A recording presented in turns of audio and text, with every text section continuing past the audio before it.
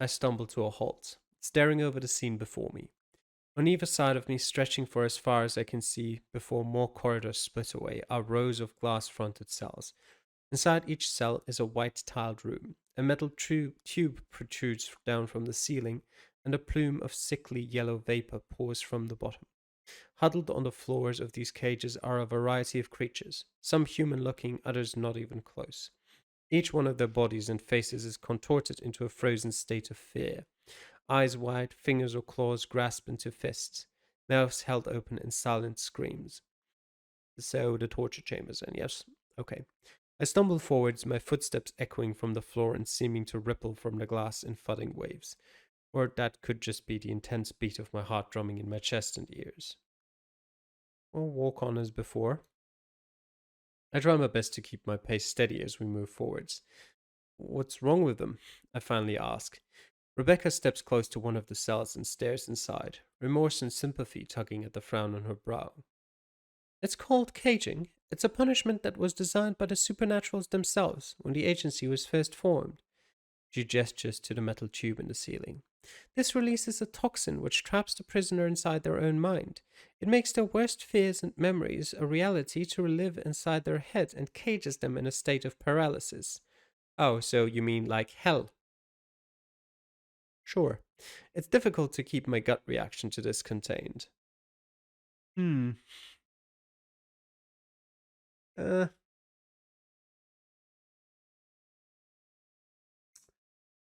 you're right, killing them would be a kindness compared to this. My gaze falls on a paralyzed creature in the cage beside me. A row of scales lining their back all the way down to a tail which extends out from a spiked spine. They're spread on their side, clutching their knees to their chest and rocking, biting down on their lower lip so hard that a dribble of blue blood has pooled beneath their head.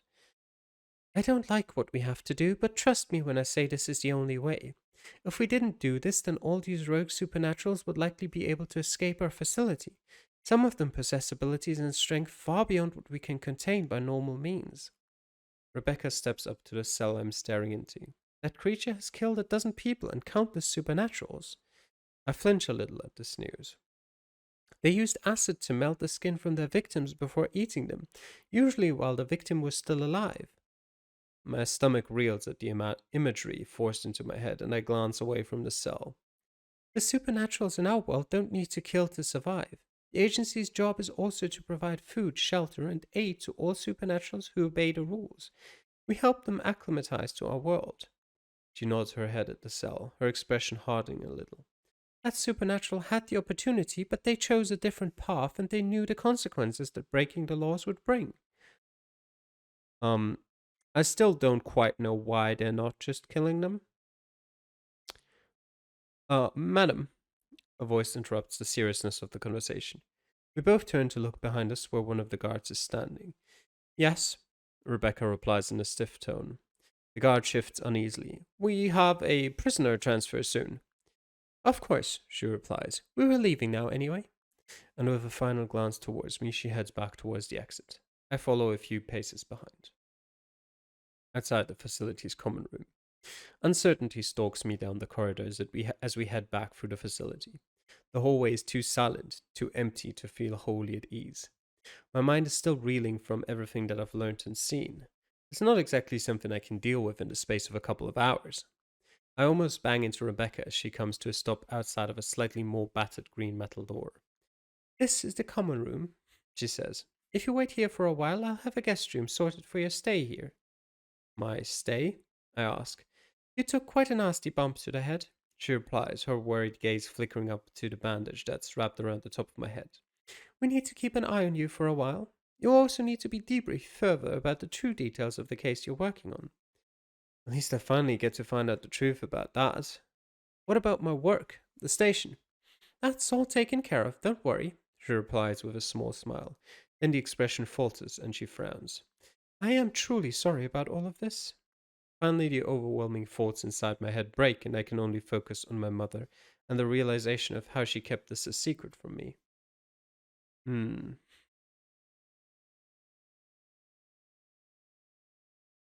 Hmm. I guess learning late is better than never learning at all.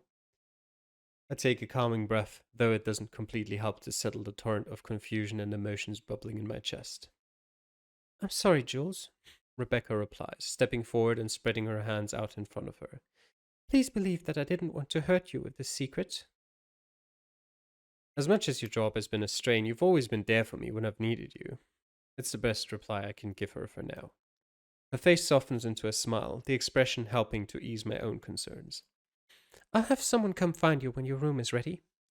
Before I can reply, she turns and continues on down the dimly lit hallway. I watch her go, a sudden strain cutting across my chest as she disappears around a corner. Shaking the moment away, I grip the door handle and shove it open, heading inside. The common room is full of warmth, especially compared to the rest of the facility, like stepping into a log cabin after hiking through snow.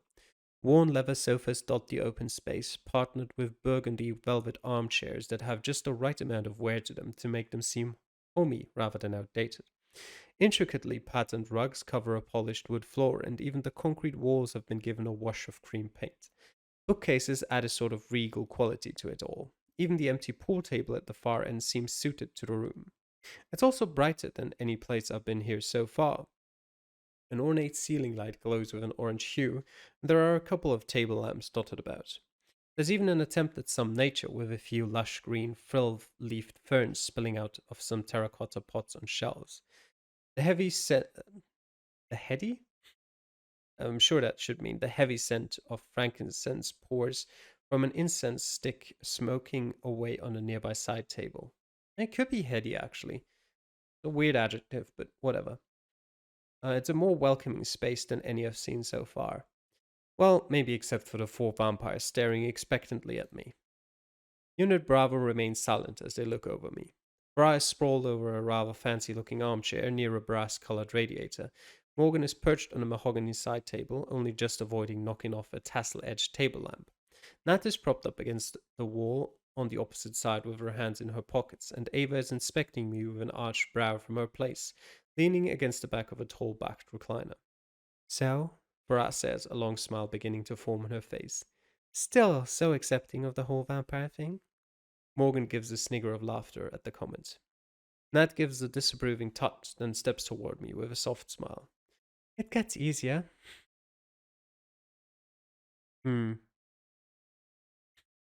It would have been easier if you all told me everything from the start.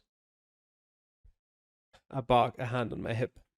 Why would we do that? Morgan asks. We had our own mission, one that didn't involve solving your murders. We didn't have to tell you shit. I stumble on a response, frowning. This case. There is no case, Farah says. Not really. Just our job to protect you from the bad guy. My hand falls back to my side as everything just gets more and more confusing. A knock interrupts the conversation, the door creaking open to reveal a woman dressed in the same garb as the other guards I'd seen. Your room is ready, Detective Langford, she says, the words pronounced with an Indian accent. Pfft. Yeah, sure, just make my job harder. I nod, more than ready for some sleep. My mind and body are beyond exhausted, and I'd be surprised if I don't surface from bed for a week at this rate. Moving towards the door, I glance to the side as Nat steps up close and holds it open for me. You shouldn't blame your mother for how all of this went down, she says, a concerned frown tightening her features. She obviously heard our discussion. She's a good agent, she continues, loyal to the agency and its rules. I know her well enough to know there must have been times when it's killed her not to tell you about all of this. She loves you very much. Hmm.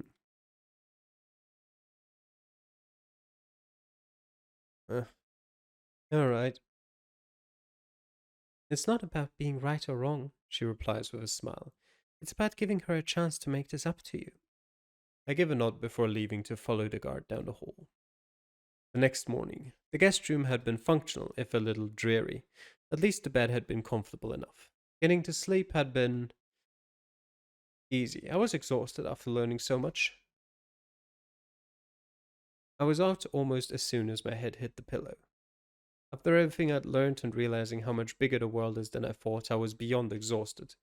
I'd eventually been woken by a guard who told me Rebecca had requested I meet her in one of the medical rooms. So here I am, sitting on a hospital bed and staring over my mother and her team of vampires. It's certainly a different start to my usual day. I think proper introductions are in order, Rebecca says suddenly, breaking the uncertain silence which had hung around all of us for the last 5 minutes. That was long. She steps up towards Farah first, who is, as usual, spread with legs and arms dangling over a nearby chair. Agent Farah Horville, newest member of Unit Bravo and a reconnaissance and infiltrations expert. Farah grins brightly. And a vampire, don't forget that. Rebecca throws her a glare, then moves towards Morgan. Specialist Agent Morgan. No surname follows. Morgan makes no move except to let the cigarette in her mouth drop a little, a flurry of smoke streaming like a veil in front of her face. Morgan is our interrogations expert, Rebecca explains. It's her warm, open personality that just makes everyone want to spill their secrets to her, Farah says with a quiet chuckle.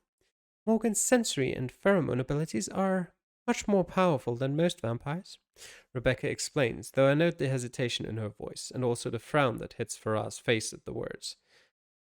Rebecca doesn't give me a chance to inquire about just exactly what that means before she turns to Nat. Agent Natalie Sewell? She smiles. Nat is still just fine. Rebecca places a hand on her arm. Nat is second in command of this unit and is also our research and information expert. I nod, easily picturing her hunched over a desk, poring over books and files while scribbling out notes. Though she is quite obviously lithe and tall, she doesn't seem the type who would get into a fight unless pushed, at least from what I've seen of her so far. And of course, Commanding Agent Ava Dumartin. Rebecca turns her focus to her and I stare over at the team leader, the usual frown set on her brow. Ava commands the unit, but is also a combat expert. No surprise there, then. I keep the thought to myself.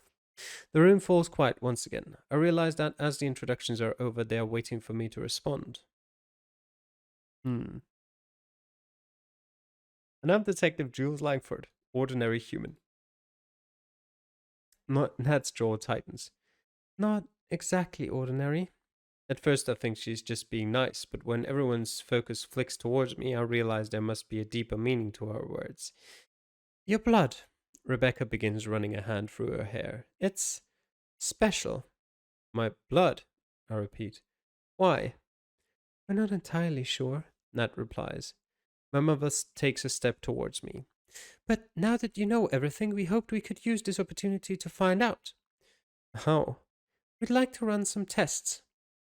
It's hard not to tense at the words. It's only blood tests, physical tests, just that kind of thing, Nat explains, seeming to sense my uncertainty. I frown and shake my head. Is there something wrong with my blood? There's nothing wrong with it, Ava suddenly says, and it's the first time I've heard her speak since the day before. In fact, it's unique. You possess what we can only guess for now, some sort of evolved hormone or mutation, Nat explains. It renders you immune to a vampire's pheromone abilities. Farah scoffs. Yeah, we can't even use ours on you. She quickly snaps up her hands in defense when Rebecca arches a brow in her direction. Not that we would have tried. My gaze is caught by a sudden shift from Morgan, who frowns and turns slightly away, but her expression soon settles back to its usual annoyance. It's hard to straighten out all the confusion in my head, but one thing becomes plainly clear. The killer in Wayhaven isn't some ordinary psycho, is he? I ask. Nat shakes her head. No, he's a vampire. I glance over them. Like you? Nothing like us. Ava retorts as though the question had been ridiculous to ask. She pushes herself off of the wall. We aren't killers.